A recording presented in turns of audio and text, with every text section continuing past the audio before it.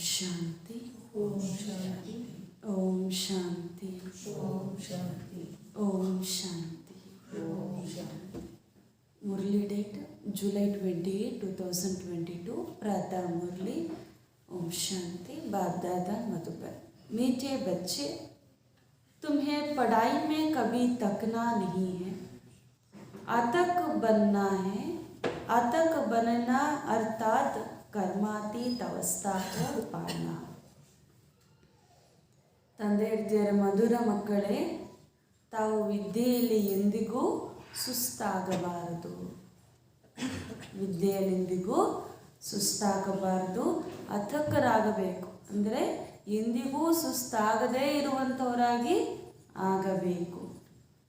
ಈ ರೀತಿ ಆಗುವುದೆಂದರೆ ಕರ್ಮಾತೀತ ಅವಸ್ಥೆ ಅಥವಾ ಸ್ಥಿತಿಯನ್ನು ಪಡೆದುಕೊಳ್ಳುವುದಾಗಿದೆ ಅಂತ ಹೇಳ್ತಿದ್ದಾರೆ. ಪ್ರಶ್ನೆ: तुम बच्चों ने अभी कौन सी प्रतिज्ञा की है और क्यों?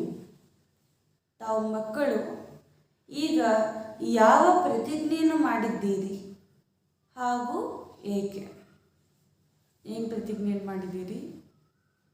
ಅವನ ಶ್ರೀಮಂತಂತೆ ನಡೀತೀವಿ ಮತ್ತೆ ವಿಶ್ವ ಕಲ್ಯಾಣ ಕಾರ್ಯಗಳು ಆಗ್ತೀವಿ. उत्तर: तुमने प्रतिज्ञा की है कि किसी को भी दुख नहीं देंगे, सबको सुख का रास्ता बताएंगे. ನೀವು ಪ್ರತಿಜ್ಞೆಯನ್ನು ಮಾಡಿದ್ದೀರಿ, ಎಂದಿಗೂ ಯಾರಿಗೂ ನಾವು ದುಃಖವನ್ನು ಕೊಡುವುದಿಲ್ಲ, ಎಲ್ಲರಿಗೂ ಸುಖದ ದಾರಿಯನ್ನೇ ತೋರಿಸುತ್ತೇವೆ ಎಂದು. ಪ್ರಶ್ನೆ: ಇವತ್ತು ಇನ್ನೊಂದು ಪ್ರಶ್ನೆ ಕೇಳ್ತಿದ್ದಾರೆ ಬಾಬಾ. किन बच्चों की पालना यज्ञ से होती है? ಎಂತಹ ಮಕ್ಕಳ ಪಾಲನೆ ಯಜ್ಞದಲ್ಲಿ ಆಗುತ್ತದೆ ಅಂತ ಕೇಳ್ತಿದ್ದಾರೆ. ಎಂಥ ಮಕ್ಕಳ ಪಾಲನೆ ಯಜ್ಞದಲ್ಲಿ ಆಗುತ್ತೆ? ಕೆಲಸ ಕಾರ್ಯಗಳು ಮಾಡಿಕೊಂಡು ಕೂಡ ಪರಮಾತ್ಮನ ಯಜ್ಞ ಸೇವೆಯಲ್ಲಿ ನಿಮಿತ್ತ ಆಗಿರ್ತಾರೆ. उत्तर: जो अपने को ट्रस्टी समझते हैं अर्थात पूरा दिल से सब कुछ सरेंडर करते हैं, वह रहते भी गृहस्थ व्यवहार में है, धंधा भी करते हैं, लेकिन ट्रस्टी है तो जैसे बाबा के खजानों से खाते हैं. ಈಗ ಯಾರು ನಿಮಿತ್ತರಾಗಿರುತ್ತಾರೋ, ನಿಮಿತ್ತರೆಂದು ತಿಳಿದು ತಮ್ಮ ಹೃದಯದಿಂದ ತಮ್ಮ ಹತ್ರ ಏನೆಲ್ಲ ಇದು ಎಲ್ಲವನ್ನೂ ಕೂಡ ತಂದೆಗೆ ಅರ್ಪಣೆ ಮಾಡಿರುತ್ತಾರೋ ಅಂಥವರು ಬಾಬಾವರ ಖಜಾನೆಯಿಂದಲೇ ತಿಂತಿದ್ದಾರೆ ಅಂತ ಅನುಭವ ಆಗುತ್ತಂತೆ. ಇನ್ನೂ ಬಾಬಾ ಹೇಳ್ತಾರೆ, ಅವರು ಗೃಹಸ್ಥ ವ್ಯವಹಾರದಲ್ಲೇ ಇರ್ತಾರಂತೆ, ವ್ಯಾಪಾರವನ್ನೇ ಮಾಡ್ತಾರಂತೆ. ಆದರೆ ಈ ಭಾವನೆ ಹೆಂಗಿರುತ್ತೆ ಅವರಿಗೆ? ನಾವು ನಿಮಿತ್ತ, ಟ್ರಸ್ಟಿ ಅಂತ ಅವರಿಗೆ ಇರುವಂತಹ ಕಾರಣ ಅವರು ಶಿವಬಾಬಾವ್ರ ಖಾತೆಯಲ್ಲೇ ತಿನ್ನಂಗೆ ಅವರಿಗೆ ಅನುಭವ ಆಗ್ತಾ ಇರುತ್ತೆ. ಅದು ಕೂಡ ಯಜ್ಞ ಆಗುತ್ತೆ, ಅದರಿಂದನೇ ಅವರ ಪಾಲನೆ ಆಗುತ್ತೆ ಅಂತ ಹೇಳ್ತಿದ್ದಾರೆ. ಗೀತ್: ತುಮೀ ಹೋ ಮಾತಾ. ಹಾಡು: ನೀವೇ ತಾಯಿ ತಂದೆಯಾಗಿದ್ದೀರಿ. ओम शांति। बच्चों को बाप मिला है और सब अनुभव से कहते हैं कि बरोबर कांटे से फूल और कोई बना नहीं सकता. भारत दैवी फूलों का परिस्तार था, अभी कांटों का जंगल है. तुम बच्चे अभी जो सुनते हो वह महावाक्य सुनते हो. यह सुनाने वाला ऊंच से ऊंच बाप है. ಈಗ ನಿಮ್ಮ ಮಕ್ಕಳಿಗೆ ತಂದೆ ಸಿಕ್ಕಿದ್ದಾರೆ ಹಾಗೂ ನೀವು ಕೂಡ ಅನುಭವದಿಂದ ಹೇಳ್ತೀರಿ, ಹೌದು, ಈ ಮುಳ್ಳಿನ ಪ್ರಪಂಚದಲ್ಲಿರುವಂತಹ ಮನುಷ್ಯರೆಲ್ಲರನ್ನೂ ಕೂಡ ತಂದೆ ಹೂಗಳ ಸಮಾನವಾಗಿ ಮಾಡ್ತಿದ್ದಾರೆ, ಮತ್ತಾರೂ ಬೇರೆ ಈ ರೀತಿ ಮಾಡಲು ಸಾಧ್ಯ ಇಲ್ಲ. ಭಾರತ ದೇಶ ದೈವಿ ಹೂಗಳ ಸ್ವರ್ಗವಾಗಿತ್ತು, ಈಗ ಇದು ಮುಳ್ಳುಗಳ ಕಾಡಾಗ್ಬಿಟ್ಟಿದೆ. ಈಗ ನಿಮ್ಮ ಮಕ್ಕಳು ಇದನ್ನೆಲ್ಲ ಕೇಳ್ತಾ ಇರುವಾಗ ಈ ಮಹಾವಾಕ್ಯ ನೀವು ಕೇಳ್ತೀರಿ ಹಾಗೂ ಇತರು ಕೂಡ ತಿಳಿಸ್ತೀರಿ. ಏಕೆಂದರೆ ಇಲ್ಲಿ ಶ್ರೇಷ್ಠಾತಿ ಶ್ರೇಷ್ಠ ತಂದೆ ಇದ್ದಾರೆ ಅಂತ ಹೇಳ್ತಿದ್ದಾರೆ. ಉನ್ಕಿ ಹರ್ ಏಕ್ ಬಾತ್ ಮಹಾನ್ ಹೈ. ಈ ಮಾತುಗಳು ತಿಳಿಸ್ತಿರುವಂಥವರು ಉನ್ನತರು ಆಗಿರುವಂಥ ಅವ್ರ ಪ್ರತಿಯೊಂದು ಮಾತು ಸಹ ಹಿಂಗಿದೆ, ಶ್ರೇಷ್ಠ ಮಹಾನವಾಗಿದೆ. ಮಹಾನ್ ಸುಖ ಕಾ ಸಾಗರ್, ಮಹಾನ್ ಜ್ಞಾನ ಕಾ ಸಾಗರ್, ಮಹಾನ್ ಶಾಂತಿ ಕಾ ಸಾಗರ್. ಅವರ ಗುಣವೂ ಕೂಡ ಎಂಥದ್ದು? ಮಹಾನ ಸುಖದ ಸಾಗರ, ಮಹಾನ ಶಾಂತಿಯ ಸಾಗರ, ಮಹಾನ ಜ್ಞಾನದ ಸಾಗರ ಅಂತ ಹೇಳ್ತಿದ್ದಾರೆ ಬಾಬಾ. बच्चे अच्छी रीति समझ चुके हैं, आगे हर बात में काटते थे, हर कर्मेंद्रियों से एक दो को दुख देते ही थे। अभी हम खुद ही कर्मेंद्रियों से किसी को दुख ना देने की प्रतिज्ञा करते हैं। जैसे बाप दुख हरता सुख करता है, वैसे बच्चों को भी बनना है। कोई को भी दुख नहीं देना है, हर एक को सुखधाम का रास्ता बताना है। ನಮಗೂ ಕೂಡ ತಿಳಿದಿತ್ತಲ್ಲ ಮೊದಲು ನಾವು ಹೆಂಗಿದ್ವಿ ಅಂತ. ನಮ್ಮ ಪ್ರತಿಯೊಂದು ಕರ್ಮವೂ ಕೂಡ ಅಥವಾ ಪ್ರತಿಯೊಂದು ಮಾತು ಸಹ ಹುಲ್ಲಿನ ತರಹ ಇತ್ತು. ಆದರೆ ಆಗ ಪ್ರತಿಯೊಂದು ಕರ್ಮೇಂದ್ರದಿಂದ ದುಃಖವನ್ನು ಕೊಡ್ತಿದ್ದೀವಿ ಒಬ್ಬರಿಬ್ಬರಿಗೆ. ಆದರೆ ಈಗ ಸ್ವಯಂ ತಿಳ್ಕೊಂಡ್ಬಿಟ್ಟಿದ್ವಿ ನಮ್ಮ ಕರ್ಮೇಂದ್ರಗಳಿಂದ ಯಾರಿಗೂ ದುಃಖವನ್ನು ಕೊಡುವುದಿಲ್ಲ ಅಂತ. ನಮಗೆ ನಾವೇ ಈ ಪ್ರತಿಜ್ಞೆಯನ್ನು ಮಾಡಿದ್ದೀವಿ. ಹೆಂಗೆ ತಂದೆ ದುಃಖಹರ್ತ ಸುಖಕರ್ತಾನೋ ಅದೇ ರೀತಿ ಮಕ್ಕಳು ಸಹ ಈಗ ಆಗಬೇಕಾಗಿದೆ. ಯಾರೊಬ್ಬರಿಗೂ ದುಃಖ ಕೊಡಬಾರದು, ಹಾಗೂ ನಾವು ಸುಖಧಾಮದ ದಾರಿಯನ್ನು ಎಲ್ಲರಿಗೂ ಕೂಡ ತೋರಿಸಬೇಕು ಅಂತ ಹೇಳ್ತಿದ್ದಾರೆ ಬಾಬಾ. ಯಾ ಸಬ್ ಬ್ರಹ್ಮ ಕುಮಾರ ಕುಮಾರಿಯ ಕಿಸ್ಕಿ ಮತ್ ಪರ್ ಚಲತೆ ಹೈ? ಈ ಎಲ್ಲ ಬ್ರಹ್ಮಕುಮಾರ ಕುಮಾರಿಯರು ಯಾರ ಮತದಂತೆ ನಡೀತಾರೆ? ಬಾಬರವರ ಮತ ಅಂದರೆ ಶ್ರೀಮತ್ ಪರ್ ಚಲತೆ ಹೈ. ಶ್ರೀಮಾನ श्रेष्ठ, श्रेष्ठ कौन है? शिव बाबा। तो शिव बाबा का दिया हुआ मत, इसलिए इसको श्रीमत कहा जाता है। ब्रह्मा की मत गाई हुई है। यूं तो सभी को कह देते हैं गुरु ब्रह्मा गुरु विष्णु, परंतु गुरु को फिर भगवान नहीं कह सकते हैं। उनको देवता कहा जाता है, माता पिता भी उनको नहीं कह सकते हैं। बाबा ने समझाया है, लौकिक माता पिता से तो अल्पकाल सुख का वर्षा मिलता है, वह मिलते हुए भी फिर पारलौकिक माता पिता को याद करते हैं। ब्रह्मा विष्णु शंकर को तो नहीं याद करेंगे, उनको माता पिता नहीं कहेंगे, वे तो सूक्ष्म वतनवासी है ना, उनको ब्रह्मा देवताय नमः विष्णु देवताय नमः कहते हैं। इतने सब बच्चे किसी को माता पिता कह ना सके। स्वर्ग में लक्ष्मी नारायण को तो सभी माता पिता नहीं कह सकते, या पारलौकिक माता पिता के लिए ही गाए जाते हैं। ಈಗ ಇಲ್ಲಂತೂ ಈ ಪ್ರಪಂಚದಲ್ಲಿ ಮತ ಅಂತೂ ಅನೇಕರದಿದೆ. ಎಲ್ಲರನ್ನೂ ಕೂಡ ಗುರು ಅಂತ ಹೇಳಿಬಿಡ್ತಾರೆ, ಗುರು ಬ್ರಹ್ಮ ಗುರು ವಿಷ್ಣು ಅಂತ ಹೇಳಿ. ಆದರೆ ಯಾರು ಗುರು ಆಗ್ತಾರೋ ಅವರು ಭಗವಂತ ಆಗಲಿಕ್ಕೆ ಸಾಧ್ಯ ಇಲ್ಲ. ಇಲ್ಲಿ ಬ್ರಹ್ಮನ ಮತವನ್ನು ಕೂಡ ಗಾಯನ ಮಾಡುತ್ತಾರೆ. ಆದರೆ ಹೇಳಬೇಕಂದ್ರೆ ಬ್ರಹ್ಮ ವಿಷ್ಣು ಶಂಕರರು ದೇವತೆಯರಾಗಿದ್ದಾರೆ, ಅವರು ಗುರುವಲ್ಲ. ಮಾತಾ ಪಿತಾ ಅಂತ ಅವರಿಗೆ ಹೇಳಲಿಕ್ಕೆ ಸಾಧ್ಯನೇ ಇಲ್ಲ ಅಂತ ಹೇಳ್ತಿದ್ದಾರೆ ಬಾಬಾ. ಲೌಕಿಕ ಮಾತಾ ಪಿತಾ ಯಾರಿರ್ತಾರಂದ್ರೆ ತಾಯಿ ತಂದೆ ಯಾರಿರ್ತಾರೋ ಅವರು ಸುಖದ ಆಸ್ತಿ ಕೊಡ್ತಾರೆ. ಆದರೆ ಎಂಥದ್ದದು ಅಲ್ಪಕಾಲಿಕವಾಗಿರುವಂತಹ ಸುಖದ ಆಸ್ತಿ.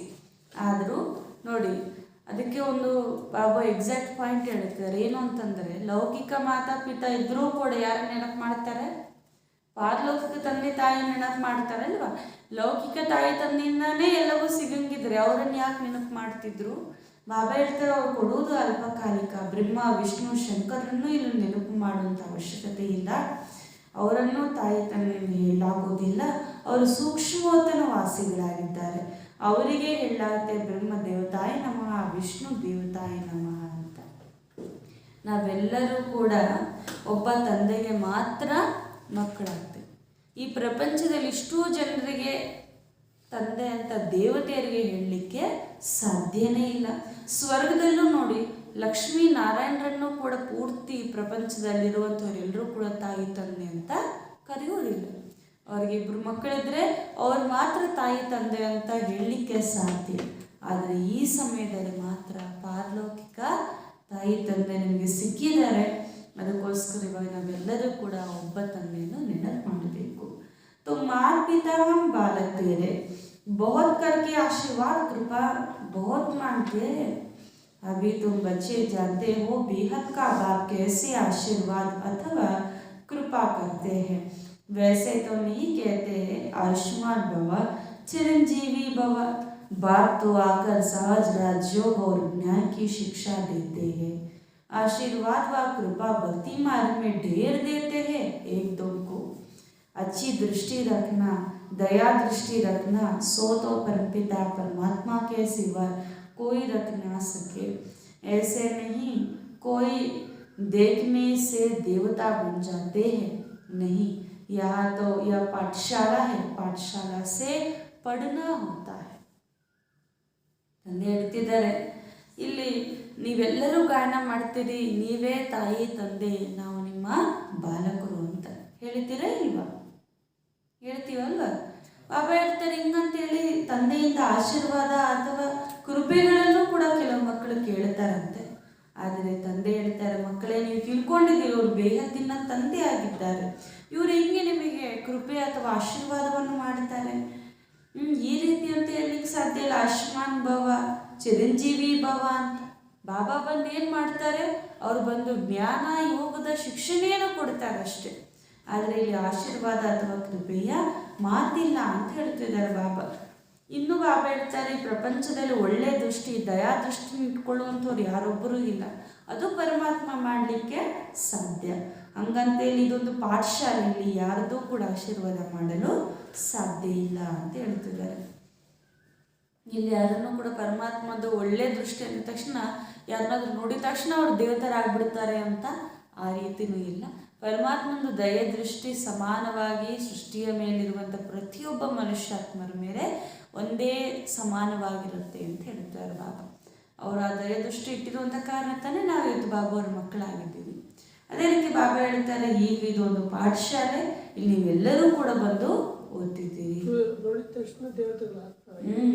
ಅಂದ್ರೆ ಪರಮಾತ್ಮಂದು ಒಳ್ಳೆ ದೃಷ್ಟಿ ಇರುತ್ತೆ, ದಯ ದೃಷ್ಟಿ ಇರುತ್ತೆ ಅಂತ ಹೇಳ್ತಾರಲ್ಲ, ಅದಕ್ಕೋಸ್ಕರ ಪರಮಾತ್ಮನೇ ನೋಡಿದ ತಕ್ಷಣ ದೇವತೆಯರಾಗ್ಬಿಡ್ತಾರೆ ಅನ್ನೋದ್ರು ಅಂತ ಗಾಯನ ಮಾಡ್ತಾರೆ, ಅಥವಾ ಮೃತ್ಯು ಸತ್ತಿರೋರನ್ನು ಬದುಕ್ಬಿಡ್ತಾರೆ ಅಂತ ಈ ರೀತಿ ಎಷ್ಟೊಂದು ಕಲ್ಪನೆ ಇರುತ್ತಲ್ಲ, ಆ ರೀತಿನೂ ಅಲ್ಲ. ಹಂಗಂತೇಳಿ ಪರಮಾತ್ಮ ಆಶೀರ್ವಾದ ಮಾಡಿಬಿಡ್ತಾರೆ, ದಯ ತೋರಿಸ್ತಾರಂತನೂ ಅಲ್ಲ. ಇದೊಂದು ಪಾಠಶಾಲೆ, ದಯಾ ದೃಷ್ಟಿಯಿಂದ ಪರಮಾತ್ಮ ಎಲ್ಲರಿಗೂ ಕೂಡ ಇಲ್ಲಿ ಜ್ಞಾನ ಯೋಗದ ಪಾಲನೆಯನ್ನು ಮಾಡ್ತಾರೆ ಅಂತ ಹೇಳ್ತಿದ್ದಾರೆ ಬಾಬಾ. अच्छी दृष्टि रखना, दया दृष्टि रखना, सो तो परमात्मा के सिवाय कोई रख नहीं सकता। ऐसा नहीं कोई देखने से देवता बन जाता है, नहीं, यह तो पाठशाला है, पाठशाला में पढ़ना होता है। अभी तुम जानते हो वही निराकार इस साकार तन में आए हैं। मम्मा बाबा दादा यह कुटुंब हुआ ना, यह ईश्वरीय परिवार है। इतनी बड़ी पाठशाला थोड़ी ही शहर से दूर होनी चाहिए। यह भी देखो शहर से कितना दूर है, कितना सन्नाटा लगा हुआ है, क्योंकि हमें चाहिए शांति। हमको जाना है शांतिधाम। शांतिधाम किसको कहा जाता है यह अब तुम समझ गए हो। आत्मा तो है ही शांति स्वरूप, मन को शांति चाहिए ऐसा नहीं कह सकते हैं। आत्मा में ही मन बुद्धि है ना, आत्मा शरीर अलग अलग है, नाक कान आदि से शांति नहीं चाहिए। शांति चाहिए आत्मा को, आत्मा में ही सारा पाठ भरा हुआ है। वह इमर्ज तब होता है जब शरीर मिले, आत्मा में ही सारा खेल भरा हुआ है। इतनी छोटी सी आत्मा में कितना पाठ है, शरीर मिलने से ही वह पाठ बजाएगी। यह अभी तुम जानते हो, बरोबर देवी देवता धर्म वाली आत्मा नहीं 84 जन्मों का पाठ है। ಈಗ ನೀವು ತಿಳ್ಕೊಂಡಿದ್ದೀರಿ, ಅದೇ ನಿರಾಕಾರ ಈ ಸಾಕಾರ ತನುವಿನಲ್ಲಿ ಬಂದಿದ್ದಾರೆ ಅಂತ. ಇಲ್ಲಿ ಮಮ್ಮ ಬಾಬಾ ಎಲ್ಲರೂ ಇದ್ದಾರೆ, ಹಾಗೂ ನಾವೆಲ್ಲರೂ ಕೂಡ ಸಹೋದರಾತ್ಮರಿದ್ದೀವಿ ಅಂದರೆ ನಮ್ಮದೊಂದೆಷ್ಟು ದೊಡ್ಡ ಪರಿವಾರವಾಯ್ತಲ್ವಾ. ಇದೊಂದು ದೊಡ್ಡ ಪಾಠಶಾಲೆವಾಗಿದೆ. ಆದರೆ ಈ ಪಾಠಶಾಲೆ ಎಷ್ಟು ಊರಿಂದ ಆಚೆ ಇದೆ ಅಂತ ಬಾಬಾ ಹೇಳ್ತಿದ್ದಾರೆ. ಏಕೆಂದರೆ ಎಷ್ಟು ನಿಶ್ಶಬ್ದ ಇದೆ ನೋಡಿ.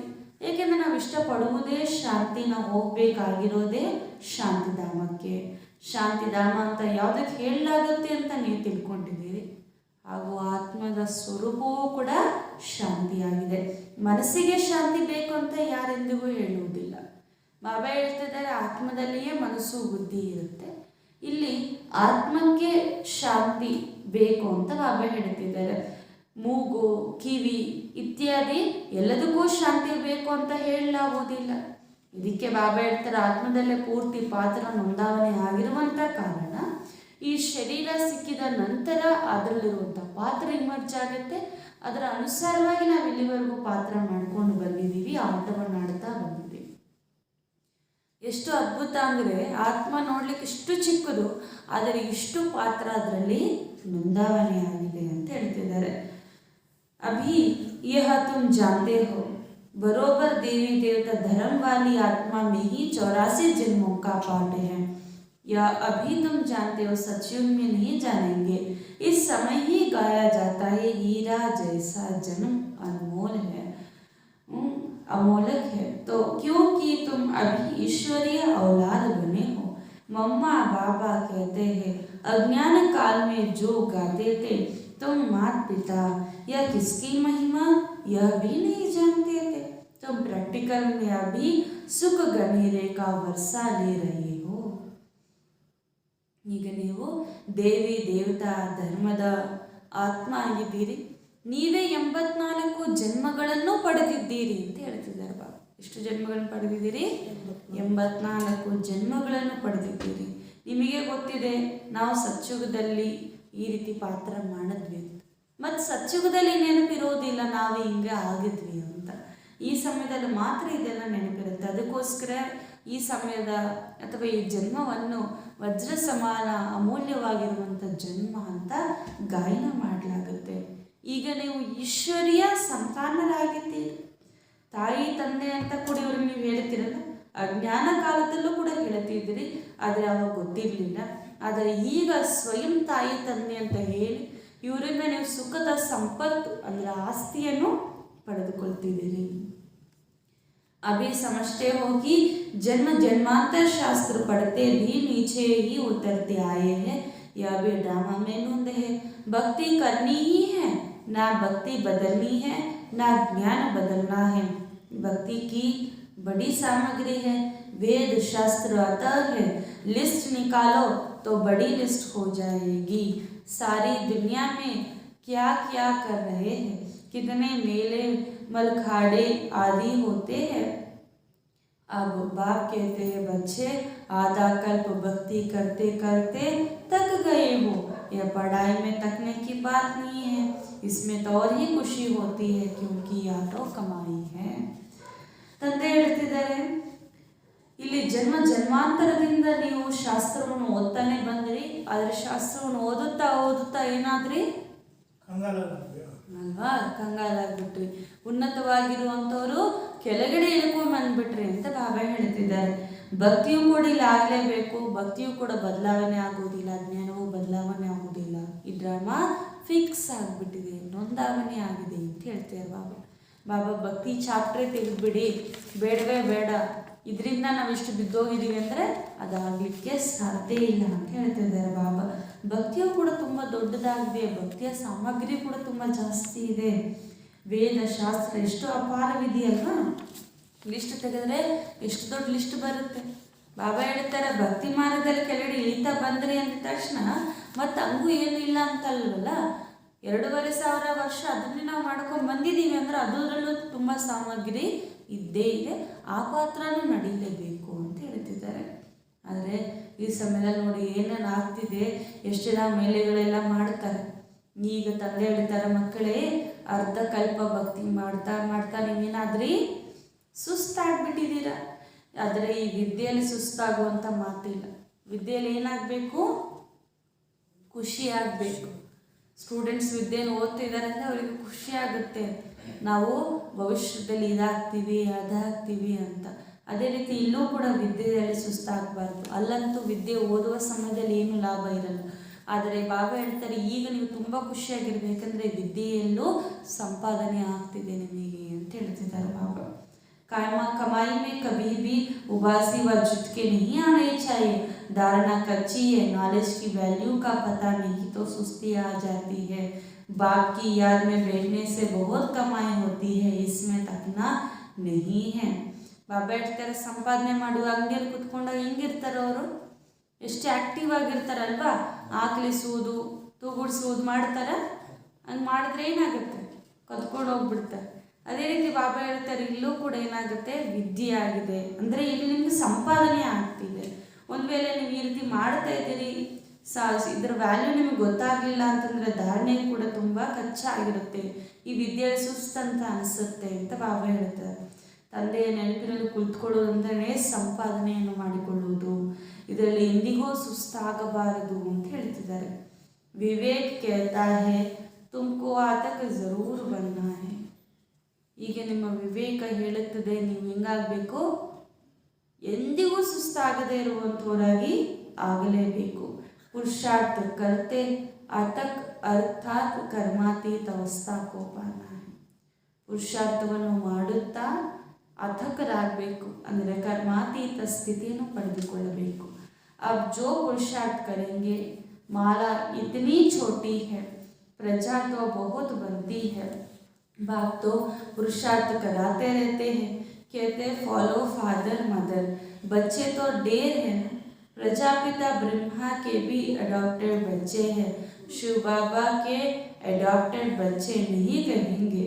शिव बाबा के बच्चे अर्थात आत्माएं हो ही अज्ञान काल में भी शिव बाबा कहते रहते हैं, परंतु शिव बाबा कौन है, उनका क्या पाठ है, या कोई को भी नहीं पता है.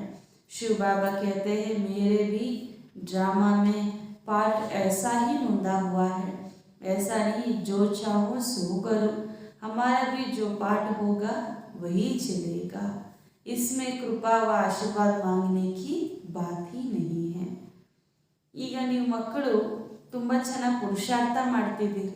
ಈ ಮಾಲೆ ನೋಡಿ ಎಷ್ಟು ಚಿಕ್ಕದಾಗಿದೆ, ಪ್ರಜೆಗಳದ್ದು ತುಂಬ ದೊಡ್ಡದಾಗಿದೆ, ರಾಜರ ಮಾಲೆ ಚಿಕ್ಕದಾಗಿರುತ್ತೆ. ಅದಕ್ಕೋಸ್ಕರ ನಾವು ಒಳ್ಳೆಯ ಪುರುಷಾರ್ಥವನ್ನು ಮಾಡಬೇಕು. ರಾಜರಾಗಬೇಕಂದ್ರೆ ಯಾರನ್ನು ಫಾಲೋ ಮಾಡಬೇಕು, ತಾಯಿ ತಂದೆಯನ್ನು ಫಾಲೋ ಮಾಡಬೇಕು. ಅದಕ್ಕೆ ಫಾಲೋ ಮದರ್ ಆ್ಯಂಡ್ ಫಾದರ್ ಅಂತ ಹೇಳ್ತಿದ್ದಾರೆ ಬಾಬಾ. ಪ್ರಜಾಪಿತ ಬ್ರಹ್ಮನ ದತ್ತಕ ಮಕ್ಕಳಾಗ್ತೇವೆ ಹೊರತು ಶಿವಬಾಬಾರವರ ದತ್ತಕ ಮಕ್ಕಳು ನಾವು ಆಗಲಿಕ್ಕೆ ಸಾಧ್ಯ ಇಲ್ಲ. ಶಿವಬಾಬಾರವರ ಮಕ್ಕಳಾಗ್ತೇವೆ ನಾವೆಲ್ಲರೂ ಕೂಡ, ಏಕೆಂದರೆ ನಾವು ಇರುವುದೇ ಅವರ ರಚನೆ ಅಲ್ವಾ, ಅವರ ಮಕ್ಕಳೇ ನಾವು ಆಗಿದ್ದೇವೆ. ಅಜ್ಞಾನ ಕಾಲದಲ್ಲೂ ಕೂಡ ಶಿವಬಾಬಾ ಅಂತ ಹೇಳ್ತಿದ್ವಿ, ಆದರೆ ಅವರು ಯಾರು ಎನ್ನುವಂಥ ಮಾತು ನಮಗೆ ಗೊತ್ತಿಲ್ಲ. ಶಿವಬಾಬಾ ಯಾರು, ಅವರ ಪಾತ್ರ ಏನು ಅಂತ ಗೊತ್ತೇ ಇಲ್ಲ. ಶಿವಬಾಬಾ कहते हैं मेरा भी ड्रामा में पाठ मुंदा हुआ है. ಶಿವಬಾಬಾನ ಹೇಳ್ತಾ ಇದ್ದಾರೆ, ಮಕ್ಕಳೇ ಇಲ್ಲಿ ನಿಮ್ಮದೇ ಅಲ್ಲ, ನನ್ನ ಪಾತ್ರವೂ ಕೂಡ ಮುಂದಾವನೆ ಆಗಿಬಿಟ್ಟಿದೆ. ನಾನು ರಚಯಿತ, ನಿಮ್ಮೆಲ್ಲರ ತಂದೆ ಅಂತೇಳಿ ನನಗೆ ಇಷ್ಟ ಬಂದಾಗ ನಾನೇನು ಇಲ್ಲಿ ಮಾಡಲಿಕ್ಕೆ ಸಾಧ್ಯನೇ ಇಲ್ಲ ಅಂತ ಹೇಳ್ತಿದ್ದಾರೆ ಬಾಬಾ. ಇಲ್ಲಿ ನನ್ನ ಪಾತ್ರ ಏನಿದೆಯೋ ಅದನ್ನೇ ನಾನು ಮಾಡುತ್ತೇನೆ ಅಂತ ಹೇಳ್ತಿದ್ದಾರೆ.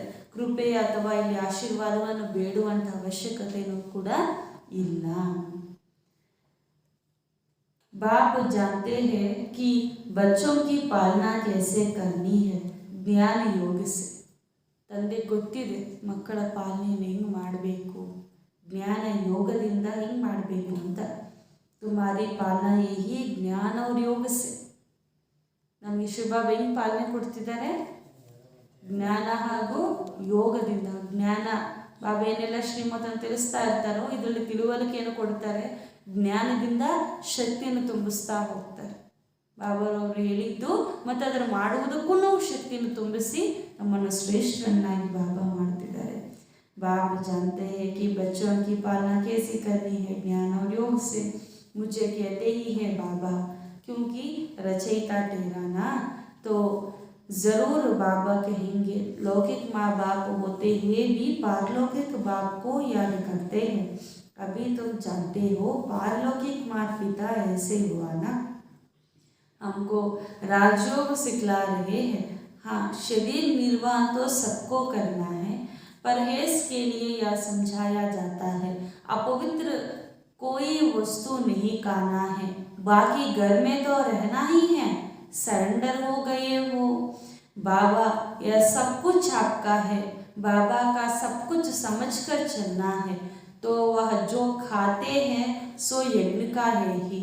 हम ट्रस्टी है, हम यज्ञ का खाते हैं, वो तो सतोगुण है.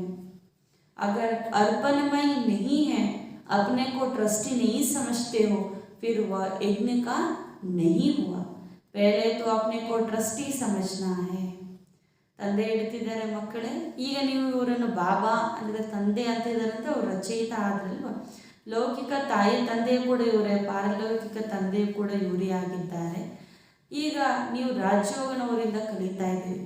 ಶರೀರ ನಿರ್ವಾಣಾರ್ಥ ಅಂತೂ ಎಲ್ಲವೂ ಕೂಡ ಮಾಡಲೇಬೇಕು, ಆದರೆ ಪಥ್ಯವೂ ಕೂಡ ಇರಬೇಕು. ಅಪವಿತ್ರ ಯಾವುದೇ ವಸ್ತುವನ್ನು ತಿನ್ನಬಾರದು ಅಂತ ಬಾಬಾ ಹೇಳ್ತಿದ್ದಾರೆ. ಹಂಗಂತೇಳಿ ಎಲ್ಲ ಬಿಟ್ಟು ಬರಬೇಕಂತನೂ ಅಲ್ಲ, ಮನೆಯಲ್ಲೇ ಇರಬೇಕು, ಆದರೆ ಅರ್ಪಣೆ ಆಗಿರಬೇಕು. ಬಾಬಾ ಎಲ್ಲವೂ ನಿಂದೆ ಅಂತ ಯಾವಾಗ ಸಂಪೂರ್ಣವಾಗಿ ಅರ್ಪಣೆ ಆಗ್ತೀವೋ ನಮ್ಮ ಮನೆಯೂ ಕೂಡ ಯಜ್ಞ ಆಗಿಬಿಡುತ್ತೆ ಅಂತ ಬಾಬಾ ಹೇಳ್ತಿದ್ದಾರೆ. ಅವಾಗ ನೀವೇನೇ ತಿಂದರೂ ಕೂಡ ಇದು ಯಜ್ಞದ ಊಟ ಅಂತ ನಿಮಗೆ ಅನಿಸುತ್ತೆ, ಸತೋಗುಣಿ ಆಗಿಬಿಡುತ್ತೆ ಅಂತ ಬಾಬಾ ಹೇಳ್ತಾರೆ. ಅದಕ್ಕೆ ಹೆಂಗಿರ್ಬೇಕು, ಮನೇಲಿದ್ದರೂ ಕೂಡ ಟ್ರಸ್ಟಿ ಅಂತ ತಿಳ್ಕೊಂಡು ನಮ್ಮ ಹತ್ರ ಏನಿದೆಯೋ ಎಲ್ಲವೂ ಕೂಡ ಬಾಬಾರವರದೇ ಎಂದು ತಿಳಿದು ನಡಿಬೇಕಾಗಿದೆ ಅಂತ ಹೇಳ್ತಿದ್ದಾರೆ. ಮನುಷ್ಯ कहते हैं कि ईश्वर ही सबको देने वाला है, देवताओं की पूजा करते हैं. ಮನುಷ್ಯರು ತಿಳ್ಕೊಳ್ತಾರೆ ಎಲ್ಲವೂ ಈಶ್ವರನ್ನ ಕೊಟ್ಟಿರುವಂಥ ದಾನ ಅಂತ ಹೇಳ್ತಾರೆ. ಅದಕ್ಕೆ ಬಾಬಾ ಹೇಳ್ತಾರೆ, ದೇವತೆಯರು ಕೂಡ ಎಷ್ಟೊಂದು ಪೂಜೆ ಮಾಡ್ತಿರ್ತಾರೆ, ಇವರಿಂದನೇ ಸಿಗುತ್ತೆ ಅಂತ ಭಾವಿಸುತ್ತಾರೆ. गुरु से मिलता है ऐसा भी समझते हैं, परंतु देने वाला सबको एक ही बात. ದೇವತೆಯಿಂದ ಸಿಗುತ್ತೆ, ಗುರುಗಳಿಂದ ಸಿಗುತ್ತೆ ಅಂತ ಅಂದ್ಕೊಳ್ತಾರೆ, ಆದರೆ ಯಾರಿಂದಲೂ ನಿಮಗೆ ಸಿಗೋದಿಲ್ಲ. ಕೊಡುವಂಥವರಂತೂ ಒಬ್ಬ ತಂದೆಯೇ ಆಗಿದ್ದಾರೆ ಅಂತ ಹೇಳ್ತಿದ್ದಾರೆ. सबका दाता एक ही है, भक्ति मार्ग में हर एक ईश्वर के पास है. इंश्योर करते हैं, समझते हैं दूसरे जन्म में मिलेगा. तुम भी सब कुछ बाबा के पास इंश्योर करते हो. यह शिक्षा मिलती है दूसरे जन्म के लिए अच्छे कर्म का फल मिलता है. ईश्वर अर्पण करते हैं ना, ईश्वर को अर्पण अर्थात इंश्योर करते हैं, वह है इनडायरेक्ट और यह है डायरेक्ट. वह परमपिता परमात्मा को जानते नहीं तो सब कुछ अर्पण नहीं कर सकते. यह तो सब कुछ अर्पण करते हैं. बाप कहते हैं अपने को ट्रस्टी समझो, तुम जो खाते हो वह समझो हम ईश्वर के यज्ञ से खाते हैं. संभाल भी करनी होती है, कोई तमोगुनी भोग लगा ना सके. मंदिर में भी शुद्ध भोग लगता है, वह ही वैष्णव रहते हैं. ತಂದೆ ಇರ್ತಿದ ಲೌಕಿಕದಲ್ಲೂ ಕೂಡ ಏನು ಹೇಳ್ತಾರೆ, ಈಶ್ವರ ಅರ್ಪಣಂ ಅಂತೇಳಿ ಅವರ ತಿರೋದು ಅರ್ಪಣೆ ಮಾಡ್ತಾರೆ. ಆದರೆ ಅದು ಇಂಡೈರೆಕ್ಟ್. ಇಲ್ಲಿ ನೀವೇನು ಮಾಡ್ತಾ ಇದ್ದೀರಿ, ಡೈರೆಕ್ಟಾಗಿ ಶಿವಬಾಬಾವರ ಯಜ್ಞದಲ್ಲಿ ಹಾಕ್ತಿದ್ದೀರಿ, ತಿಳ್ಕೊಳ್ತಿದ್ದೀರಿ ಇದು ಬಾಬಾರವ್ರದ್ದೇ ಅಂತ. ಬಾಬಾ ಹೇಳ್ತಾರೆ ಅವ್ರಿಗೆ ಸಂಪೂರ್ಣವಾಗಿ ತಂದೆ ಬಗ್ಗೆ ತಿಳಿದೇ ಇರುವಂಥ ಕಾರಣ ಸ್ವಲ್ಪ ಕೊಡ್ತಾರೆ ಅಷ್ಟೇ. ಆದರೆ ಇವಾಗ ನಾವೆಲ್ಲರೂ ಏನು ಮಾಡ್ತಿದ್ದೀವಿ, ಎಲ್ಲವನ್ನೂ ಕೊಟ್ಬಿಟ್ಟಿವಿ, ಹೌದಾ ಇಲ್ವಾ? ಬಾಬಾ ಹೇಳ್ತಾನೆ ಮನೇಲಿ ಇದ್ದುಕೊಂಡಿದ್ರೂ ಕೂಡ ನಿಮಿತ್ತ ಅಂತ ತಿಳ್ಕೊಂಡು ಮಾಡಿದ್ರೆ ಅದು ಕೂಡ ಬಾಬಾವ್ರಿಗೆ ಯಜ್ಞದಲ್ಲೇ ಸಲ್ಲುತ್ತೆ ಅಂತ. ಇಲ್ಲಿ ನೀವು ನಿಮಿತ್ತವಾಗಿರ್ಬೇಕಷ್ಟೆ. ಏನೇ ತಿಂದರೂ ಕೂಡ ನಾನು ಶಿವಬಾಬಾವರ ಯಜ್ಞದಿಂದ ತಿಂತಾ ಇದ್ದೀನಿ, ಸಂಭಾಲನೆ ಕೂಡ ಬಾಬಾವ್ರ ಯಜ್ಞದಲ್ಲೇ ಆಗ್ತಿದೆ ಅಂತ ಅಂದ್ಕೊಳ್ಬೇಕು. ಇಲ್ಲಾಂದ್ರೆ ಅದು ತಮೋಗುಣಿ ಆಹಾರವಾಗ್ಬಿಡುತ್ತೆ. ತಮೋಗುಣಿ ಆಹಾರ ದೇವತೆಗಳಿಗೆ ಭೋಗದಲ್ಲಿ ಇಡ್ತಾರ. ಸ್ಥೂಲವಾಗಿ ನಾವು ಯಾವುದೆಲ್ಲ ಬೇಡ ಅಂತ ಬಿಟ್ಟಿದ್ದೀವಿ ಅಂದರೆ ಬಾಬಾವ್ರು ಏನೆಲ್ಲ ನಿಯಮ ಮಾಡಿದ್ದಾರೆ, ಅದರ ನಿಯಮವು ವಿರುದ್ಧವಾಗಿರುವಂಥ ವಸ್ತುಗಳು ಕೂಡ ಲೌಕಿಕದಲ್ಲೂ ಕೂಡ ದೇವತೆಗೆ ಇಡುವುದಿಲ್ಲ. ಅದಕ್ಕೆ ಬಾಬಾ ಹೇಳ್ತಿದ್ದಾರೆ ಮಂದಿರದಲ್ಲೂ ಕೂಡ ಇಷ್ಟು ಶುದ್ಧ ಭೋಜನವನ್ನು ಇಡುತ್ತಾರೆ, ಅಂಥವ್ರನ್ನೇ ವೈಷ್ಣವರೆಂದು ಹೇಳಲಾಗುತ್ತಲ್ಲ. विकार तो सभी है, निर्विकारी श्रेष्ठ शरीर यहाँ आए कहाँ से. लक्ष्मी नारायण के श्रेष्ठ शरीर है. ಇಲ್ಲಿ ಬಲೆ ಜಾತಿಯಲ್ಲಿ ವೈಷ್ಣವರಾಗಿರ್ಬೋದು, ಶೂದ್ರರಾಗಿರ್ಬೋದು, ಆದರೆ ಎಲ್ಲರೂ ಕೂಡ ಹೆಂಗಾಗಿದ್ದಾರೆ, ವಿಕಾರಿಗಳಾಗ್ಬಿಟ್ಟಿದ್ದಾರೆ. ನಿರ್ವಿಕಾರಿ ಶ್ರೇಷ್ಠ ಶರೀರ ಯಾರಿಗೂ ಸಿಗಲಿಕ್ಕೆ ಸಾಧ್ಯ ಇಲ್ಲ. ಅದು ಲಕ್ಷ್ಮೀ ನಾರಾಯಣರಾದಾಗಲೇ ಶ್ರೇಷ್ಠ ಶರೀರ ಸಿಗುತ್ತೆ. ಭ್ರಷ್ಟಾಚಾರಿ ವಿಕಾರಿಕೋ ಕಹಾ ಜಾತಾ ಹೈ. ಭ್ರಷ್ಟಾಚಾರರು ಎಂದು ವಿಕಾರಿಗಳಿಗೆ ಹೇಳಲಾಗುತ್ತದೆ ಅಂತ ಹೇಳ್ತಿದ್ದಾರೆ ಬಾಬಾ. ನಿರ್ವಿಕಾರಿ ಶ್ರೇಷ್ಠ कहाँ से हो सकते हैं. अभी तुम बच्चे समझते हो हम माता पिता के सम्मुख बैठे हैं, जिनको आधा कल्प पुकारा, आधा कल्प भक्ति करने वाले यहाँ आएंगे, बहुत तीखी भक्ति करते हैं. तुम बच्चों को फिर से तीखा ज्ञान उठाना है, थोड़े में ही राजी नहीं होना है कितनी पॉइंट्स दी जाती है समझाने के लिए। बुढ़िया तो इतना समझ ना सके, उनको फिर बाबा कहते हैं तुम कि सिवाय किसी को सिर्फ यह समझो कि पारलौकिक बाप का परिचय है, तो उस बाप को याद करो। तुम भक्त हो, वह भगवान है। ನೋಡಿ ಬಾಬಾ ಹೇಳ್ತಿದ್ದಾರೆ, ಈಗ ತಾಯಿ ತಂದೆ ಸಮ್ಮುಖದಲ್ಲಿ ಕುಳಿತಿದ್ದೀರಿ, ಅರ್ಧ ಕಲ್ಪದಿಂದ ಕರೀತಾ ಇದೆ. ಭಕ್ತಿಯನ್ನು ಕೂಡ ಎಷ್ಟು ತುಂಬ ಚೆನ್ನಾಗಿ ಮಾಡಿದ್ದೀರಲ್ವ, ಅದೇ ರೀತಿ ಜ್ಞಾನದಲ್ಲೂ ಕೂಡ ತುಂಬ ತೀಕ್ಷ್ಣವಾಗಿ ಹೋಗಬೇಕು, ಮುಂದೆ ಹೊರಿಬೇಕು ಅಂತ ಹೇಳ್ತಿದ್ದಾರೆ ಬಾಬಾ. ಈಗ ಎಷ್ಟು ಪಾಯಿಂಟ್ಸ್ ಬಾಬಾ ಕೊಡ್ತಾರೆ, ಸ್ವಲ್ಪದ್ರಲ್ಲೇ ನಾವು ಸಂತುಷ್ಟರಾಗಬಾರದು ಅಂತ ಹೇಳ್ತಿದ್ದಾರೆ ಬಾಬಾ. ಶ್ರೇಷ್ಠ ಜ್ಞಾನ ಅಂದರೆ ನಮ್ಮ ಪದವಿ ಹೆಂಗಿರಬೇಕು, ಶ್ರೇಷ್ಠವಾಗಿರೋದೇ ಆಗಬೇಕಲ್ವ. MBBS ಸ್ಟೂಡೆಂಟ್ ಆಗಿ ಆಮೇಲೆ 4 ಇಯರ್ಸ್ ಆದಮೇಲೆ ಏನೋ ಒಂದು ಚಿಕ್ಕ ಶಾಪ್ ತೆಗೆದುಕೊಂಡು ಕೂತಿದ್ದಾರೆ ಅಂದರೆ ಏನಂತಾರೆ ಅವರು, ಶ್ರೇಷ್ಠ ವಿದ್ಯೆಯಲ್ಲಿ ಪದವಿ ಕೂಡ ಹೆಂಗಿರಬೇಕು, ಉನ್ನತವಾಗಿರೋದೇ ಇರಬೇಕು. ಇವಾಗ ನೀವು ಕೂಡ ಅಷ್ಟೇ ಮಕ್ಕಳೇ, ಚೆನ್ನಾಗಿ ಓದಿ ಮುಂದೆ ಹೋಗಬೇಕು ಅಂತ ಹೇಳ್ತಿದ್ದಾರೆ ಬಾಬಾ. ವಯಸ್ಸಾಗಿರುವಂಥ ಮಾತೆಯರೇರು ಇರ್ತಾರೆ, ಅವರು ಅಷ್ಟೊಂದು ನೆನಪಿಟ್ಕೊಳ್ಳೋಕ್ಕಾಗೋದಿಲ್ಲ, ಅದಕ್ಕೆ ಬೇರೆಯವ್ರಿಗೆ ಅರ್ಥ ಮಾಡಿಸ್ಬೇಕಂದ್ರೆ ಕೂಡ ಇಷ್ಟು ಮಾತ್ರ ಹೇಳಿ, ಪಾರಲೌಕಿಕ ತಂದೆ ಪರಿಚಯ ಇದಾಗಿದೆ, ಅವ್ರ ನೆನಪು ಮಾಡಿ ಅಂತ. ಹೊರಗಡೆ ಇರುವಂಥರೆಲ್ಲರೂ ಕೂಡ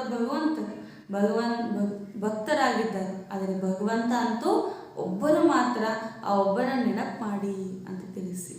ಭಗವಾನ್ ವಾಚ್ तुम मेरे को याद करो तो तुम मेरे मुक्तिधाम में आ जाएंगे. कृष्ण कहेंगे मेरे विष्णु वैकुंठ धाम में आ जाए, पहले तो निर्वाण धाम में जाना है तो ज़रूर निराकारी बाप को याद करना पड़े. कृष्ण भी देहधारी हो गया, उनको याद करना गोया 5 तत्व के विनाशी शरीर को याद करना. या तो भक्ति हो गया, अब तुम बच्चे जान गए हो कि भक्ति का कितना विस्तार है. ನೋಡಿ ತಂದೆ ಹೇಳ್ತಿದ್ದಾರೆ, ಮಕ್ಕಳೇ ನೀವು ಫಸ್ಟು ನನ್ನ ನೆನಪು ಮಾಡಿದ್ರೆ ಮುಕ್ತಿಧಾಮಕ್ಕೆ ಬರ್ತೀರಿ, ಮತ್ತೆ ನೀವು ಸುಖಧಾಮಕ್ಕೆ ಹೋಗ್ತೀರಿ. ಕೃಷ್ಣನ ಆ ರಾಜ್ಯ ವೈಕುಂಠ ಧಾಮವಾಗಿದೆ ಅಂತ ಹೇಳ್ತಿದ್ದಾರೆ ಬಾಬಾ. ಈಗ ನೀವು ಕೃಷ್ಣನ ನೆನಪು ಮಾಡೋಂಗಿಲ್ಲ, ಏಕೆಂದರೆ ಅವರು ದೇಹಧಾರಿ.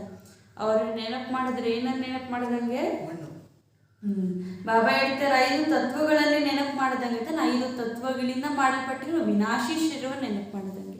ಇದರಿಂದ ಯಾವುದೇ ಲಾಭ ಇಲ್ಲ. ಇದು ಭಕ್ತಿ ಮಾರ್ಗ ಆಗೋಯ್ತು. ಭಕ್ತಿ ಮಾರ್ಗದಲ್ಲಿ ಎಷ್ಟೊಂದು ವಿಸ್ತಾರ ಇದೆ.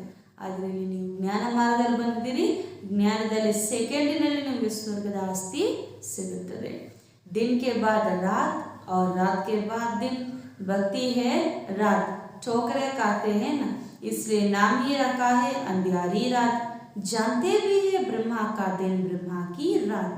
विष्णु के लिए क्यों नहीं कहते, यह ज्ञान अभी मिलता ही तुम ब्राह्मणों को, इसलिए ब्रह्मा के लिए ही गाया हुआ है ब्रह्मा का दिन और ब्रह्मा की रात. ब्रह्मा जानते हैं अब रात पूरी हुई, दिन होना है. ब्राह्मणों का दिन और रात है.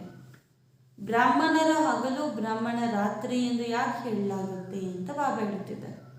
ವಿಷ್ಣು ಯಾಕೆ ವಿಷ್ಣುವಿನ ಹಗಲು ವಿಷ್ಣುವಿನ ರಾತ್ರಿ ಅಂತ ಹೇಳಲಾಗುವುದಿಲ್ಲ ಅಂದರೆ, ಬ್ರಹ್ಮ ಅಂದರೆ ಯಾರು, ಬ್ರಾಹ್ಮಣರು ಸಹ ಅದರಲ್ಲಿದ್ದಾರೆ.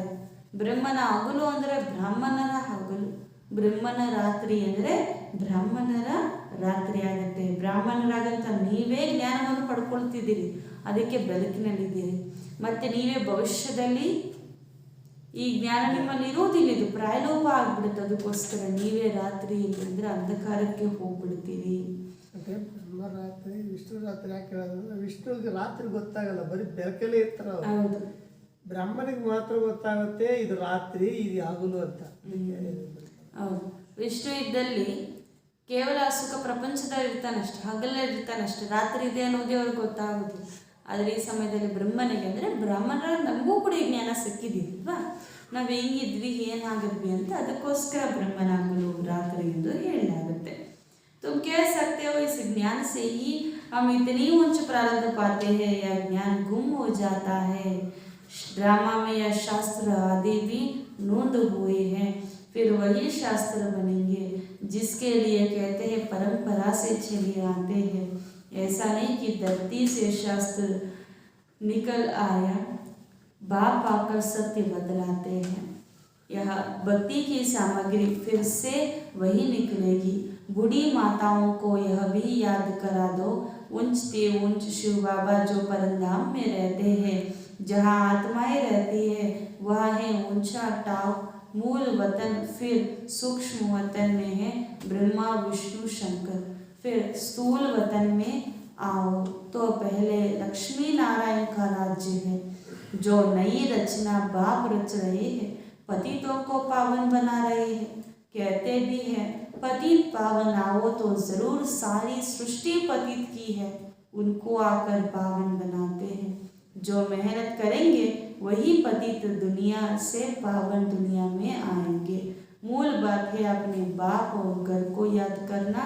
सबको यही कहो, हे आत्माएं अब घर जाना है, तुम आत्माओं को ले जाना है।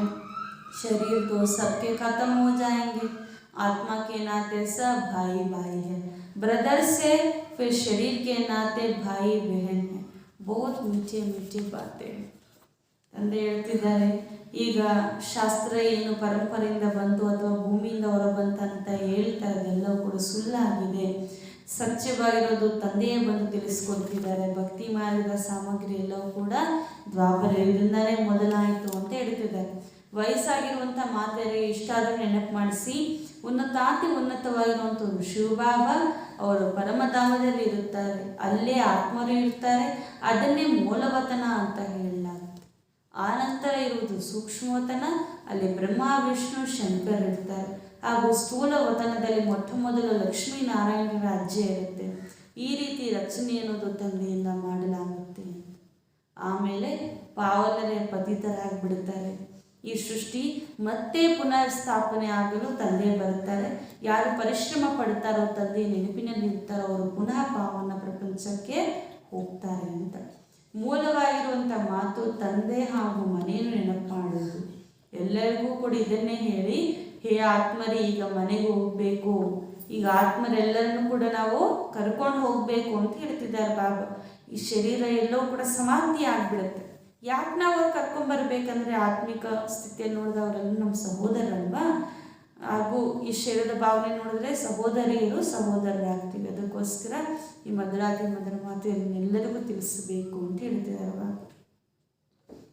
तुम यहाँ हॉस्टल में बैठे हो, तुम यहाँ के रहनवासी हो। हॉस्टल में इसलिए रखते हैं क्योंकि बाहर का खराब संग ना लगे, यहाँ तुमको निर्विकारियों का संग है। अच्छा, आज तो ब्रह्मा भोजन है, शिव बाबा तो खाते नहीं हैं, वह तो अभोक्ता है।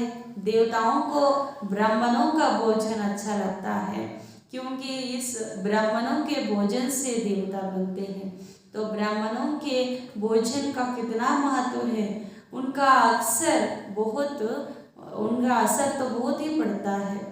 बाबा क्या कह रहे हैं, आज क्या है, गुरुवार है, गुरुवार है, सदगुरुवार है, इसलिए बाबा के घर में प्रसाद दिया जाता है, भोजन लगाते हैं। तो इसलिए बाबा कहते हैं ब्राह्मणों का भोजन जो है वो देवताओं को भी प्रिय लगता है, क्योंकि ब्राह्मण से ही देवता बनते हैं ना, तो इसलिए इस भोजन का असर बहुत पड़ता है। तुम्हें पक्के योगिनी का भोजन मिले तो बुद्धि बहुत अच्छी हो जाए। सारा दिन शिव बाबा की याद में रहकर कोई स्वदर्शन चक्र फिराते भोजन बनाए, ऐसी योगी चाहिए। पवित्र तो बहुत होते हैं, विधवा माता अथवा कुमारियाँ भी पवित्र होती हैं, परंतु योगिनी भी हो, योगिनी के हाथ का बनाया हुआ भोजन मिला तो तुम्हारा उन्नति हो जाएगा। 5 या 7 ऐसे योगिनी बच्चे हो जो याद में रहकर भोजन बनाए, इससे तुम्हारी अवस्था बहुत अच्छी हो जाएगी, योग में बहुत मदद मिल जाएगा। ತಂದೆ ಹೇಳ್ತಿದ್ದಾರೆ, ಇವಾಗ ನೀವು ಇಲ್ಲಿ ಹಾಸ್ಟೆಲ್ ಕೂತಿದ್ದೀರಿ. ಹಾಸ್ಟೆಲ್ ಯಾಕೆ ಇಡ್ತಾರೆ ಮಕ್ಕಳನ್ನು ಅಂತಂದರೆ, ಜಾಸ್ತಿ ಹೊರಗಿನ ಸಂಗತಿ ಇರಬಾರದು ಅಂತ ಇಡ್ತಾರೆ. ಹೊರಗಿನ ಕೆಟ್ಟ ಸಂಘದ ಪ್ರಭಾವ ಅವ್ರ ಮೇಲೆ ಆಗಬಾರದು ಅಂತ. ಅಲ್ಲಿ ಊಟ ಮಾಡ್ತಾರೆ, ಯಾವುದೋ ಒಂದು ಮಾಡ್ತಾ ಇರ್ತಾರೆ. ಹಾಸ್ಟೆಲ್ ಆದರೆ ಒಂದು ನಿಯಮ ಪ್ರಕಾರ ಇರ್ತಾರೆ ಅಂತ. ಅದಕ್ಕೆ ಬಾಬಾ ಹೇಳ್ತಾರೆ, ಇಲ್ಲಿ ನಿಮಗೆ ನಿರ್ವಿಕಾರಿಗಳ ಸಂಘ ಸಿಕ್ಕಿದೆ. ಇವತ್ತು ಬ್ರಹ್ಮ ಭೋಜನ ಅಲ್ವಾ, ಶಿವಬಾಬಾ ಅಂತೂ ತಿನ್ನೋದಿಲ್ಲ, ಅವರಂತೂ ಅಭೋಕ್ತರಾಗಿದ್ದಾರೆ. ದೇವತೆಯರು ಕೂಡ ಬ್ರಹ್ಮ ಭೋಜನ ಇಷ್ಟ ಅನಿಸುತ್ತೆ, ಏಕೆಂದರೆ ಬ್ರಾಹ್ಮಣರು ಭೋಜನದಿಂದಲೇ ದೇವತೆಯರಾಗ್ತಾರಲ್ವ. ಬ್ರಾಹ್ಮಣರ ಭೋಜನದ ತುಂಬ ಮಹತ್ವ ಇದೆ, ಅದರ ಪ್ರಭಾವ ನಿಮಗೆ ತುಂಬ ಬೀಳುತ್ತೆ ಅಂತ ಹೇಳ್ತಾರಲ್ಲ. ಪಕ್ಕ ಯೋಗಿನಿಯರ ಕೈಯಿಂದ ನೀವು ಬ್ರಹ್ಮ ಭೋಜನವನ್ನು ಸ್ವೀಕರಿಸಬೇಕು. ಯಾರ ಬುದ್ಧಿಯಲ್ಲಿ ಶಿವಭಾವ ನೆನಪಿರುತ್ತೋ, ಸ್ವದರ್ಶನ ಚಕ್ರವನ್ನು ತಿರುಗಿಸ್ತಾ ಮಾಡ್ತಾರೆ ಅಂಥ ಯೋಗಿನಿರಬೇಕು. ಪವಿತ್ರ ಅಂತ ಇದ್ದೇ ಇದ್ದಾರೆ, ವಿಧವೆ ಮಾತೆಯರು ಅಥವಾ ಕುಮಾರಿಗಳು ಪವಿತ್ರನೇ, ಆದರೆ ಯೋಗಿನಿ ಕೂಡ ಹಾಗಿರಬೇಕು. ಅವರ ಕೈಯಿಂದ ಮಾಡಲ್ಪಟ್ಟಿರುವ ಭೋಜನದಿಂದ ಉನ್ನತಿಯಾಗುತ್ತೆ. 5 ಅಥವಾ 7 ಇಂಥ ಯೋಗಿನಿ ಮಕ್ಕಳಿದ್ದರೆ ನೆನಪಿನಿಂದ ಭೋಜನ ಮಾಡಿದರೆ ಎಲ್ಲರ ಸ್ಥಿತಿ ಉನ್ನತವಾಗುತ್ತೆ, ನೆನಪಿನ ಸಂಯೋಗ ಅವರಿಗೆ ಸಿಗುತ್ತೆ ಅಂತ ಹೇಳ್ತಿದ್ದಾರೆ.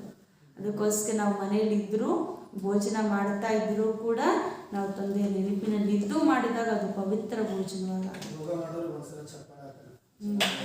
ಶ್ರೇಷ್ಠ ಯೋಗಿನಿಗೆ ಧನ್ಯವಾದ. अच्छा बाबू नमस्ते ಹೇಳೋಣ. मीठे मीठे सिखलादे बच्चों प्रति माता पिता बाप दादा का याद प्यार और गुड मॉर्निंग. रूहानी बाप की रूहानी बच्चों को नमस्ते.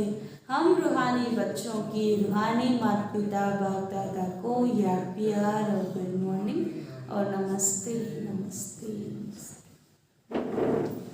धारणा के लिए मुख्य सार. फर्स्ट पॉइंट, माता पिता को फॉलो करते हुए ज्ञान योग से सबकी पालना करनी है. ತಾಯಿ ತಂದೆಯನ್ನು ಫಾಲೋ ಮಾಡುತ್ತಾ, ಅವರನ್ನು ಅನುಸರಣೆ ಮಾಡುತ್ತಾ, ಜ್ಞಾನ ಯೋಗದಿಂದ ಎಲ್ಲರ ಪಾಲನೆಯನ್ನು ಮಾಡಬೇಕು. ತಾಯಿ ತಂದೆಯನ್ನು ಫಾಲೋ ಮಾಡುತ್ತಾ ಜ್ಞಾನ ಹಾಗೂ ಯೋಗದಿಂದ ಎಲ್ಲರ ಪಾಲನೆಯನ್ನು ಮಾಡಬೇಕು. ಉಸಿ ಪಾಲನಾ ಮೇ ರಹನಾ ಹೈ. ಅದೇ ಪಾಲನೆಯಲ್ಲಿ ಇರಬೇಕು, ನಾವು ಅದೇ ಪಾಲನೆ ಇರಬೇಕು, ಇತರಿಗೂ ಮಾಡಿಸಬೇಕು ಅಂತ ಹೇಳ್ತಿದ್ದಾರೆ. ಜ್ಞಾನ ಯೋಗ ಮೇ ತೀಖಾ ಜಾನ ಹೈ. ಜ್ಞಾನ ಹಾಗೂ ಯೋಗದಲ್ಲಿ ತುಂಬ ತೀಕ್ಷ್ಣವಾಗಿರಬೇಕು ಅಂತ ಹೇಳ್ತಿದ್ದಾರೆ ಬಾಬಾ. सेकंड पॉइंट, पवित्र और योगिनी के हाथ का भोजन खाना है. ಪವಿತ್ರ ಹಾಗೂ ಯೋಗಿನಿಯ ಕೈಯಿಂದ ಮಾಡಿರುವ ಭೋಜನವನ್ನೇ ಸ್ವೀಕರಿಸಬೇಕು. पवित्र और योगिनी के हाथ का भोजन खाना है. बुद्धि को शुद्ध बनाने के लिए भोजन की बहुत परहेज रखनी है.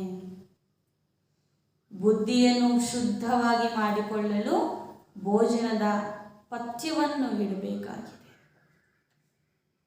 ಬಾಬಾ ನೆನಪಿನಲ್ಲಿ ಕುತ್ಕೋಬೇಕಂದ್ರೆ ಅನ್ನದ ಪ್ರಭಾವ ತುಂಬ ಆಗುತ್ತೆ. ಅದಕ್ಕೋಸ್ಕರ ನಕಾರಾತ್ಮಕ ಅಥವಾ ತಮೋಗುಣಿ ಆಹಾರವನ್ನು ಬಿಟ್ಟು ನೀವು ತಂದೆಯ ನೆನಪಿನಲ್ಲಿದ್ದು ತಂದೆಯ ಯಜ್ಞದ ಊಟವನ್ನು ಮಾಡಿದಾಗ ಅದು ಸತೋಗುಣಿ. ಬಾಬಾ ಇವತ್ತೊಂದು ಮಾತು ಹೇಳಿದ್ದಾರೆ, ಏನು ಅಂತಂದರೆ, ನೀವು ಮನೇಲಿ ಇದ್ದುಕೊಂಡು ಇದು ನನ್ನ ಊಟ ಅಂತ ತಿಳ್ಕೊಂಡು ಅದು ತಮೋಗುಣಿ ಅಂತ ಹೇಳಿದರು ಬಾಬಾ. ಇದು ಬಾಬಾರವರ ಭೋಜನ, ಎಲ್ಲ ಬಾಬಂಗೆ ಅರ್ಪಣೆ ಮಾಡಿ ಊಟವನ್ನು ಕೂಡ ಬಾಬರ ಮನೆಯಿಂದ ನಾನು ತಿಂತಾ ಇದ್ದೀನಿ ಅಂತ ಭಾವನೆಯಿಂದ ತಿನ್ನಬೇಕು, ಆವಾಗ ಅದು ಸತೋಗುಣಿ ಆಗುತ್ತೆ ಅಂತ ಹೇಳಿದರು. वरदान, स्व परिवर्तन द्वारा विश्व परिवर्तन के निमित्त बनने वाले सर्व खजानों के मालिक भव. स्व ಪರಿವರ್ತನೆಯ ಮೂಲಕ ವಿಶ್ವ ಪರಿವರ್ತನೆಗೆ ನಿಮಿತ್ತರಾಗುವಂತಹ, ಸ್ವಪರಿವರ್ತನೆಯಿಂದ ವಿಶ್ವ ಪರಿವರ್ತನೆಗೆ ನಿಮಿತ್ತರಾಗುವಂತಹ ಸರ್ವ ಖಜಾನೆಗಳ ಮಾಲೀಕ ಭವ. ಸರ್ವ ಖಜಾನೆಗಳ ಮಾಲೀಕ ಭವ. ಸ್ವಪರಿವರ್ತನೆಯಿಂದ ವಿಶ್ವ ಪರಿವರ್ತನೆಗೆ ನಿಮಿತ್ತರಾಗುವಂತಹ ಸರ್ವ ಖಜಾನೆಗಳ ಮಾಲೀಕ ಭವ, अधिकारी भव. आपका स्लोगन है बदला ना लो बदल कर दिखाओ. क्या है स्लोगन? बदला ना लो बदल कर दिखाओ. स्व परिवर्तन से विश्व परिवर्तन. कई बच्चे सोचते हैं यह ठीक हो तो मैं ठीक हो जाऊंगा, यह ठीक हो जाए तो मैं ठीक हो जाऊंगा. क्रोध करने वालों को शीतल करा दो तो मैं शीतल हो जाऊंगा. इस किटकिट करने वालों को किनारा कर दो तो मैं सेंटर ठीक हो जाऊंगा, सेंटर ठीक हो जाएगा. यह सोचना ही रंग है. पहले स्व को बदलो तो विश्व बदल जाएगा। इसके लिए कहते हैं सर्व खजानों का मालिक, तो हर समय सर्व खजानों को कार्य में लगाओ। ಬಾಬಾ ಹೇಳ್ತಿದ್ದಾರೆ ತಮ್ಮ ಸ್ಲೋಗನ್ ಏನು, ನಾವು ಯಾರ ಮೇಲೂ ಕೂಡ ಸಿಟ್ಟು ತೋರಿಸ್ಕೊಳೋದಿಲ್ಲ, ಆದರೆ ನಾವು ಬದಲಾವಣೆ ಮಾಡಿ ತೋರಿಸ್ತೀವಿ ಅಂತ. ಕೆಲವ್ರು ಏನು ಹೇಳ್ತಾರೆ, ಏನಾದರೂ ಕೂಡ ಮಾಡಿಬಿಟ್ರೆ ನೋಡಿ ನೀನು ಏನು ಮಾಡ್ತೀನಿ ಅಂತ ಹೇಳ್ತಾರಲ್ಲ, ಆ ರೀತಿ ಬಾಬಾ ಹೇಳ್ತಾರೆ ಬೇರೆಯವ್ರ ಮೇಲೆ ದೋಷ ಹಾಕುವುದಲ್ಲ, ಮೊದಲು ನಾನು ಬದಲಾವಣೆ ಆಗಿ ತೋರಿಸ್ತೀನಿ ಅನ್ನುವುದು ಇಲ್ಲಿ ನೀವು ಹೇಳ್ತೀರಿ.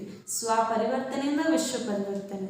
ಹಿಂಗೆ ಯಾವತ್ತೂ ಯೋಚನೆ ಮಾಡಬೇಡಿ, ಇವ್ರು ಬದಲಾವಣೆ ಆದರೆ ನಾನು ಬದಲಾವಣೆ ಆಗ್ತೀನಿ, ಇವ್ರ ಕೋಪ ಕಡಿಮೆ ಮಾಡಿಕೊಂಡ್ರೆ ನಾನು ಶೀತಲ ಆಗಿಬಿಡ್ತೀನಿ, ಇವರಿಂದ ನಾನು ದೂರ ಹೋಗ್ಬಿಟ್ರೆ ಸೆಂಟರ್ ಚೆನ್ನಾಗಿ ಆಗಿಬಿಡುತ್ತೆ. ಈ ರೀತಿ ಯೋಚನೆ ಮಾಡೋದು ತಪ್ಪಾಗಿದೆ. ಮೊದಲು ಸ್ವಯಂ ಬದಲಾವಣೆ ಆಗಿ ಆಗ ವಿಶ್ವ ಬದಲಾವಣೆ ಆಗುತ್ತೆ. ಅದಕ್ಕಾಗಿಯೇ ಸರ್ವ ಖಜಾನೆಗಳ ಮಾಲೀಕರಾಗಿದ್ದೀರಿ. ಪ್ರತಿಯೊಂದು ಸಮಯ ಖಜಾನೆಗಳನ್ನು ಕಾರ್ಯದಲ್ಲಿ ತನ್ನಿ ತೋರಿಸಿ. ಸ್ವಪರಿವರ್ತನೆಯಿಂದ ವಿಶ್ವ ಪರಿವರ್ತನೆಗೆ ನಿಮಿತ್ತರಾಗುವಂತಹ ಸರ್ವ ಖಜಾನೆಗಳ ಅಧಿಕಾರಿ ಭವ.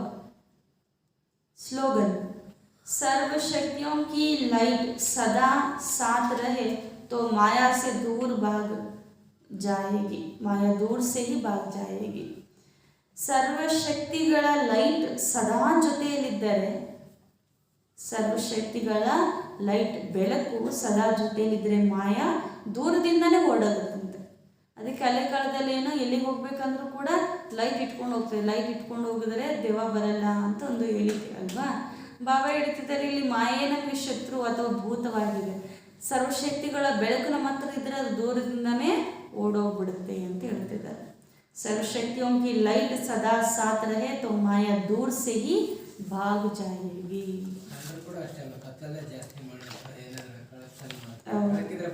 ಹೌದು, ಅದಕ್ಕೆ ಬಾಬಾ ಹೇಳ್ತಾರೆ ಮೋಸ ಹೋಗ್ಲಿಕ್ಕೂ ಕೂಡ ಸಾಧ್ಯ ಇಲ್ಲ, ಸದಾ ಸರ್ವಶಕ್ತಿಗಳ ಬೆಳಕನ್ನು ಜೊತೆಲಿ ಇಟ್ಕೊಳ್ಳಿ ಅಂತ ಹೇಳಿದ್ದಾರೆ. ಓಂ ಶಾಂತಿ. ಇವತ್ತು ವಿಶೇಷವಾಗಿ ಬಾಬಾರವರು ಹೇಳ್ತಿದ್ರು ವಿದ್ಯೆಯಲ್ಲಿ ಎಂದಿಗೂ ಸುಸ್ತಾಗಬೇಡಿ, ಮುಂದೆ ಹೋಗ್ತೀರಿ. ಎಂದಿಗೂ ಕೂಡ ಈ ಯಾವುದೇ ಬಾಬಾ ಹೇಳ್ತಾರಲ್ಲ ಯಜ್ಞದಲ್ಲಿ ಕೆಲವು ವರ್ಷಗಳಾದ್ಮೇಲೆ ಸುಸ್ತಂತ ಅನಿಸ್ಬಿಡುತ್ತೆ, ಕೇಳಿದ್ದೆ ಅಂತ ಅನಿಸ್ಬಿಡುತ್ತೆ. ಆದರೆ ಯಾರಿಗೆ ಆಸಕ್ತಿ ಇರುತ್ತೋ ಅವ್ರು ಎಂದಿಗೂ ಕೂಡ ಈ ರೀತಿ ಮಾತುಗಳನ್ನು ಹೇಳುವುದಿಲ್ಲ ಅಂತ. ಓಂ ಶಾಂತಿ.